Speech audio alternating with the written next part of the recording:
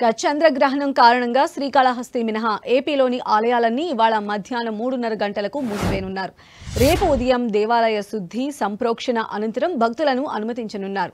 ఇవాళ మధ్యాహ్నం 3:30 గంటల నుంచి రేపు ఉదయం 3 గంటల వరకు తిరుమల శ్రీవారి ఆలయాన్ని మూసివేస్తున్నట్లు టీటీడీ అదనపు ఈవో వెంకయ్య చౌదరి తెలిపారు. చంద్రగ్రహణంతో ఇవాళ మధ్యాహ్నం 1:30 గంటలకల్లా దర్శనాలు పూర్తి చేస్తామని 30,000 నుంచి 35,000 మందికి మాత్రమే దర్శనం ఉంటుందన్నారు. ఇక ఇవాళ తిరుమలలో అన్ని ఆర్జిత సేవలు రద్దు చేశారు. మాతృశ్రీ తొరిగొండ వెంగమాంబ అన్నప్రసాద కేంద్రాన్ని సైతం మూసివేయనున్నామని, భక్తులకు ఇబ్బంది కలగకుండా 50,000 పులిహోర ప్యాకెట్లు బిస్కెట్ ప్యాకెట్లను పంపిణీ చేస్తామన్నారు. రేపు తెల్లవారుజామున ఆలయాన్ని తెరిచి శుద్ధి చేశాక 3 గంటలకు సుప్రభాతంతో దర్శనాలు ప్రారంభిస్తామని, అప్పటి నుంచే సర్వదర్శనం క్యూలైన్లోకి భక్తులను అనుమతిస్తామని వెల్లడించారు. చంద్రగ్రహణం కారణంగా ఇవాళ మధ్యాహ్నం 1 గంట నుంచి రేపు ఉదయం 5 గంటల వరకు శ్రీశైలం శ్రీ భ్రమరాంబ మల్లికార్జున స్వామివార్ల ఆలయాన్ని మూసివేస్తున్నట్లు ఈవో ఎం శ్రీనివాసరావు తెలిపారు.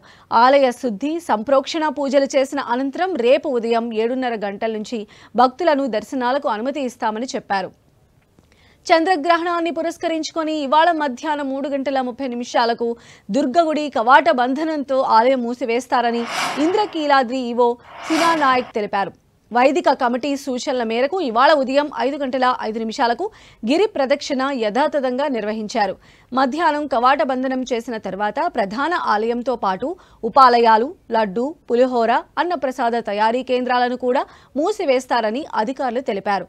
రేపు ఉదయం అమ్మవారికి స్నాపనాభిషేకం, అలంకరణ, హారతి అనంతరం సర్వదర్శనాన్ని ఉదయం 8:30 గంటలకు భక్తులకు అనుమతిస్తారని తెలిపారు.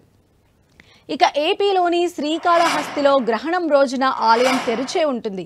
తిరుపతి జిల్లాలోని దక్షిణ కైలాసంగా వాయులింగేశ్వర క్షేత్రంగా ప్రసిద్ధిగాంచిన శ్రీకాళహస్తి దేవాలయాన్ని చంద్రగ్రహణమైన సూర్యగ్రహణమైన గ్రహణ కాలంలో తెరిచే ఉంచుతారు. శ్రీ జ్ఞాన ప్రసూనాంబిక సమేత శ్రీకాళహస్తీశ్వరుడికి గ్రహణ కాల అభిషేకాలు నిర్వహించడం సాంప్రదాయంగా కొనసాగుతోంది. ఇది చాలా కాలంగా వస్తున్న సాంప్రదాయమని పూజారులు చెబుతున్నారు.